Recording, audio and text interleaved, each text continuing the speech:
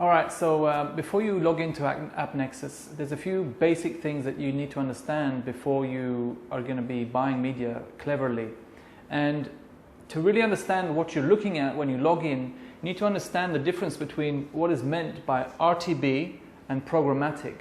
A lot of people use that word, very few people actually understand it. It's actually very simple. RTB is real-time bidding. To understand that, you need to go back to 10 years ago when, or actually a few years ago, when you wanted to place some media on a big website like MSN.com. It was all done by I/O, by insertion order. You had to even fax, get things signed, etc., etc.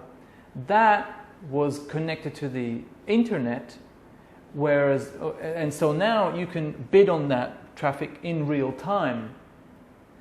And that is different from programmatic, where you're using that real-time connection and using the computer to calculate when to buy and when not to buy.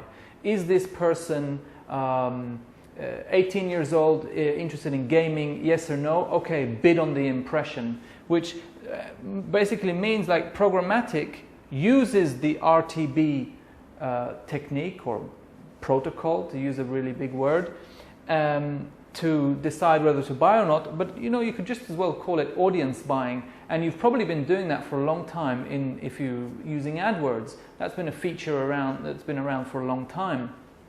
First it was called interest category marketing, and they changed it to audiences or audience on the GDN network. But that's been around a long time. Now, why is this term used so much more now? Is because you're not just inside Google, you're in all the other exchanges, and you can buy audiences across all the exchanges, including Google, including Facebook, including Pubmatic, Rubicon, OpenX, and all the other exchanges, regardless of where they pop up on any part of the internet.